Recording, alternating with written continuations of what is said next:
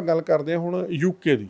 UK ਦੇ ਵਿੱਚ ਪਹਿਲਾਂ ਤਾਂ ਇਹ ਦੱਸੋ ਵੀ ਯੂਕੇ ਦੇ ਵਿੱਚ ਸਟੱਡੀ ਕਿਹੜੀ ਅੱਛੀ ਹੈ ਜਿਹੜੀ ਬੱਚਾ ਕਰਕੇ ਉੱਥੇ ਉਹਨੂੰ ਜਿਹੜਾ ਆਪਣੇ ਪੈਰਾਂ ਤੇ ਖੜ ਸਕਦਾ ਜਾਂ ਉਹਨੂੰ ਜੌਬਸ ਜਿਹੜੀਆਂ ਮਿਲ ਸਕਦੀਆਂ, अपॉर्चुनिटीज ज़्यादा हो सकती हैं जिस दे विच। देखो सर, यूके ने कोविड के टाइम से पहले अपने दरवाजे खोले थे इंटरनेशनल बच्चे के लिए। अभी तक यूके चल रहा है। अच्छी स्टडीज़ में कहूँ तो बैचलर और मास्टर ही हैं, 2 तरह की स्टडीज़ हैं उनके पास जो वो करवाते हैं। आर्ट्स वाला बच्चा भी एलिजिबल है, कॉमर्स वाला बच्चा भी एलिजिबल है, मेडिकल नॉन मेडिकल सभी तरह के बच्चे एलिजिबल हैं।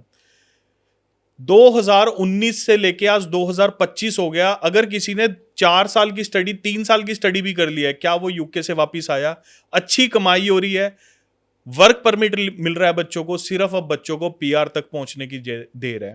मैंने खुद 2021 में इतने बच्चे यूके भेजे जहां पर मैं आपको कह सकता हूं अभी तक किसी बच्चे की कोई कंप्लेंट नहीं है। मास्टर डिग्री करने वाले बच्चे भी वर्क परमिट के बाद सेकंड वर्क परमिट पे आके अपना अच्छे से काम कर रहे हैं, कमाई कर रहे हैं, घर भी पैसे भेज रहे हैं, वहां पर भी अच्छी इनकम जनरेट कर रहे हैं। यूके एक बेस्ट ऑप्शन है उस बच्चे के लिए जो विदाउट आइल्स जाना चाह रहा है, विदाउट पीटी जाना चाह रहा है, चाहे +2 है, चाहे मास्टर डिग्री ऑलरेडी कर लिया है, चाहे बैचलर डिग्री की है, इंग्लिश लैंग्वेज का किसी तरह के सर्टिफिकेट की जरूरत नहीं है। कम खर्चे में पूरे पैकेज के साथ एम्बेसी फीस भी स्विफ्ट मूव इमिग्रेशन पे करें, आ जाना, यूके का वीजा आपको लेकर देंगे। यहां पर मैं कहूंगा किस्मत आजमाने की जरूरत नहीं है, 100% सक्सेस रेट के साथ आपको यूके का वीजा लेकर दिया जाएगा।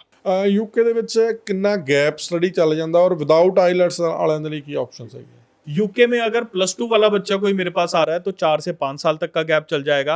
अगर कोई ग्रेजुएशन के बाद आ रहा है तो 7 से 8 साल तक का गैप बहुत इजीली एक्सेप्टेबल है। बट यहां पर मैं एक और चीज ना क्लियर कर दूं, सारे कहते हैं गैप चल जाएगा, गैप चल जाएगा। गैप ये थोड़ी है कि आपने कुछ किया नहीं, आपको जस्टिफिकेशन देनी पड़ेगी। कोई नौकरी की है, कोई डिप्लोमा किया है, आपने किसी तरह की पढ़ाई की है, वो आपको जस्टिफिकेशन देनी ही पड़ेगी। ਬਿਲਕੁਲ। ਜੇ ਤੁਸੀਂ ਸਟੱਡੀ ਦੇ ਵਿੱਚ ਮੰਨ ਲਓ ਤੁਸੀਂ 2015-16 ਦੇ ਵਿੱਚ +2 ਕੀਤੀ ਹੈ, ਉਸ ਤੋਂ ਬਾਅਦ ਤੁਸੀਂ ਸਟੱਡੀ ਕਿਉਂ ਨਹੀਂ ਕਰ ਪਾਏ, ਉਹਦਾ ਰੀਜ਼ਨ ਦੇਣਾ ਪਊਗਾ। ਉਸ ਟਾਈਮ ਦੇ ਦੌਰਾਨ ਤੁਸੀਂ ਕੀ ਕੀਤਾ, ਕਿਤੇ ਜੌਬ ਕੀਤੀ ਹੈ ਜਾਂ ਤੁਹਾਡੇ ਆਪਣੇ ਘਰ ਦਾ ਕੋਈ ਕੰਮ ਹੈ, ਤੁਹਾਡੇ ਪੇਰੈਂਟਸ ਦਾ ਕੋਈ ਕੰਮ ਹੈ ਜਾਂ ਕੋਈ ਬਿਜ਼ਨਸ ਹੈਗਾ ਉਸ ਦੇ ਵਿੱਚ ਹੱਥ ਉਠਾਇਆ, ਉਹ ਵੀ ਤੁਸੀਂ ਸ਼ੋਅ ਕਰ ਸਕਦੇ ਹੋ ਇਸ ਦੇ ਵਿੱਚ ਜਾਂ ਫਿਰ? बिल्कुल शो कर सकते हैं जी, बिल्कुल। अपने पेरेंट्स के बिजनेस में अगर आप थे बिल्कुल शो कर सकते हैं, क्योंकि आप अपने पेरेंट की हेल्प कर रहे थे। अगर आपके फादर का बिजनेस है तो उनके लेटर हेड पे वो लिख कर दे सकते हैं कि यस इतने टेन्योर से इतने टेन्योर तक इस बच्चे ने यहाँ पर इस पोजीशन पे काम किया है।